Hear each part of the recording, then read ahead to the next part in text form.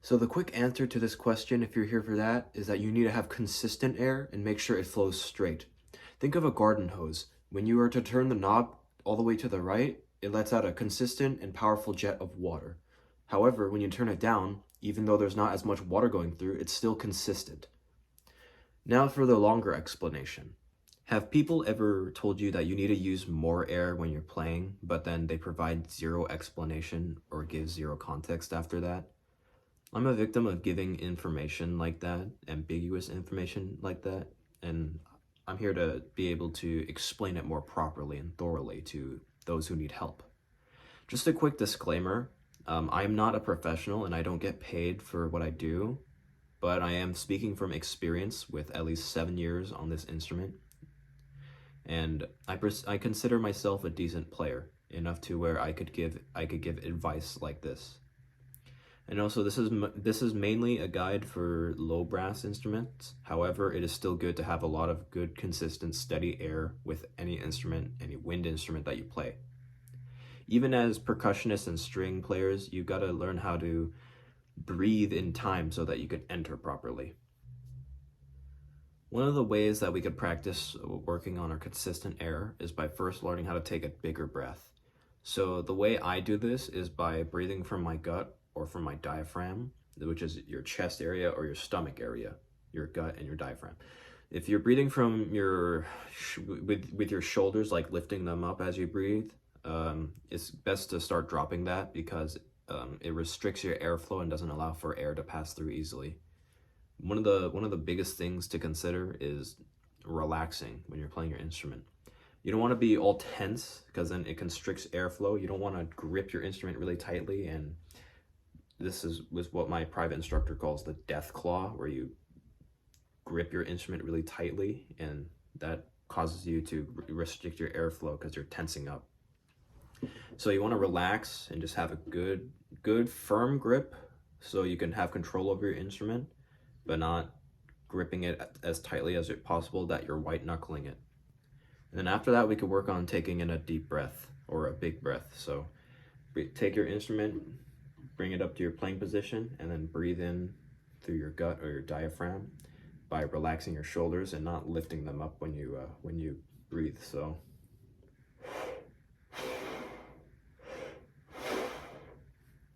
to those who feel lightheaded after this, that's a good thing. Well, feeling lightheaded, you could take a breather for a second. It's okay to relax. You could work at your own pace. If you feel lightheaded, that means you're doing it properly, that you're getting in a good amount of air, that you're expelling a lot of air. If you don't feel lightheaded, but it feels like it was a lot of work, then also good job. You're doing it correctly, but that means you were also getting good air to begin with. However, if you don't feel like you're putting in as much effort and you're not lightheaded at all, then I suggest focusing more on taking in air and breathing out air until your lungs are empty. That way you could expand your lungs better. And this goes for every player. You should always work on taking in a lot of air until your lungs are at max capacity, and then taking in more to stretch your lungs a bit more so that it's easier to breathe, and then expelling air consistently, steadily, until your lungs are empty, and then more out until they're even emptier. This will help you to take in more air, and your lungs will learn how to, it'll help your lungs to learn how to breathe in and out more steadily or faster or quicker. After that, we can start working on being more consistent playing our notes. So one thing to note before we start is that you gotta really listen to your sound. In a more concert setting where you're with other players, it's also good to listen to other people's sounds, so don't focus too much on one specific thing. You got to focus on everything. But as a solo player, you really have to listen to your sound and make sure that it's consistent, that it's nice, that you are able to hear, that you're able to hear what you're playing. Another good skill to work on is being able to critique yourself. If you're able to listen to your sound very carefully and learn or note what is not as strong as other qualities, then you could help yourself work on that. You could help recognize what needs to be worked on.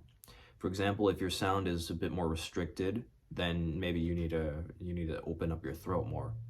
If your sound is coming out a lot quieter than anticipated, maybe that means you need to work on larger airflow. And if your sound is a lot louder than anticipated, that means you have to work on controlling that air. So taking what we know about all this air, all this air stuff, we can work on our pitches a little bit better. So when we're working on our, let's say we're tuning B flat for now, one thing we can do is take a tuner and blow our B flat as consistently as possible to keep the pitch steady. However, we also want to be listening to your airstream in general. If it sounds a little bit shaky or feels a little bit shaky, as if we haven't eaten anything in 2 days, like you're shuddering a bit, or maybe you're a bit nervous because you have a concert coming up pretty soon. You want to make sure that your air is consistent. You want to focus on your air, but not hyper focus on your air, because there's other things that you need to be focusing on as well. That's the beauty of multiple instruments. It's a lot of multitasking while doing one thing all at the same time. So what we can first do, like I said, the tuning note, the steady tuning note. I don't have a tuner with me right now, but I'm gonna instead be focusing on listening to my air and making sure that it's as steady and consistent as possible.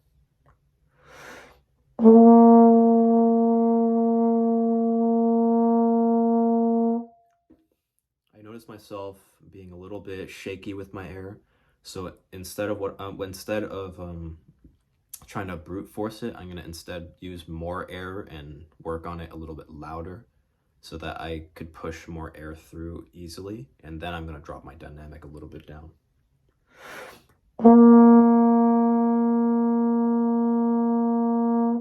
Once I have that down, I could drop my dynamic a little bit better so I could work on controlling my sound.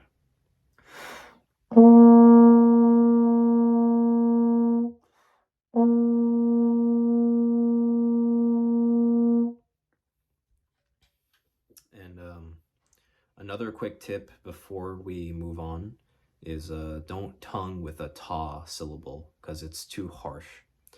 Well, I might have accidentally done that. Don't make it a habit, because the ta syllable is really harsh and is not even good for accents because it doesn't sound very musical. So instead we're going to be using the da syllable, because it's more gentle and touches the very roof of your tongue, of your mouth. And it helps you to be able to work more on articulation and tonguing. As for pitches that are varying pitches, you have different approaches to be able to tackle them. So let's say your lower notes, you're gonna need to have a lot more air because the lower notes are more demanding due to how much more tubing it requires, and requiring your air to be more slow to be able to hit those notes. So you could do this by working on your fundamental pitch and then going down another fundamental. For trombone, if you don't have a trigger, you can B flat from first position down to sixth position. And if you do have a trigger, just B flat and then trigger and then push it out a little bit more, because playing in the key of F on a B flat trombone, your positions are different. So what that sounds like, we're going to be entering on our B flat, and then we could slur down to our F, or we could tongue it if we want to.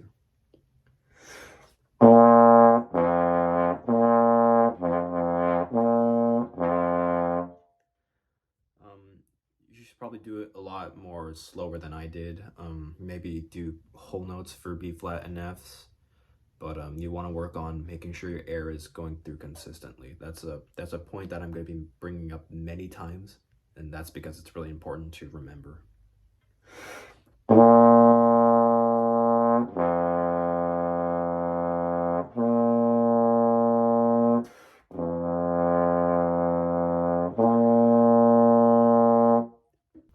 So when we're working on our higher notes, we also want to have a similar approach to it, using steady, consistent air, but we want to be thinking about the note, just like with our notes in general. One thing I didn't mention on the lower note section of this video is you got to be hearing the pitch in your head before you play it, so that you can you know what to expect when you're landing on it. So that especially applies to higher notes, because a lot of them are quite wonky, especially in the very high range. But when we're sticking to, like, let's say F the high F in first position. Those require very good ears and being able to hear the pitch in your head so that you can consistently land on the note, which is a very important thing. Being able to land on the note properly with a good entrance, that'll definitely be beneficial to being a better player. So what we want to work on with our higher notes, we want to be able to land on the note first and then keep that note consistent throughout the whole of the playing. So I didn't get a proper warm-up before this, so it's going to be pretty bad, but I'm going to try my best.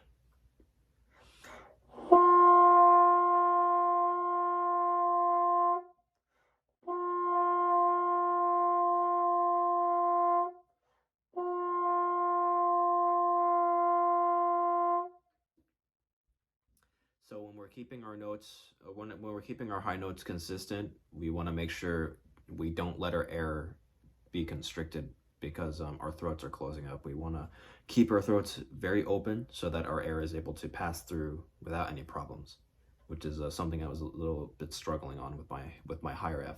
So make sure to keep that in mind. Of course, there's a lot of technique, a lot of practice that goes into with our instruments in general. There's a lot of things that we have to work on so that we can strengthen those qualities. With all that being considered, it's very important to work on a lot of air things, because a lot of air exercises, because air is the fundamental core of our instrument, whether it be high woodwind, high brass, low woodwind, low brass. It's very important to be able to have a steady and consistent airflow. Like I say a lot, I'm mentioning it a lot. It's because it's very important. It's one of the key things to work on. Now, there's a lot more to be worked on, a lot more to be practiced. This is because when you're playing an instrument, there's a lot of thinking that goes into it. You got to think about the pitch. You got to have your embouchure set. You need to take a good breath. You need to be thinking about tempo. If you need more help on things that I didn't mention in this video, I'll just leave a comment down below. Either me or another fellow musician will be happy to help you out, because we want to see people get better at their instruments, because it takes a lot of effort and work to be able to pick up an instrument and just play a note in general. And if there's other things that is not specifically air that you guys need help with, either you can search up another video or guide for advice on that. But I'm going to be working on another video about how to practice and what exactly to practice. So thank you for sticking through to the end of this video. This is a very scuffed video because I get really awkward when I talk in front of camera, because it's very different to when I talk to my friends in real life. But thank you for sticking through, and thank you for supporting me. If you enjoy watching my content, and I'll see you in the next video, I suppose.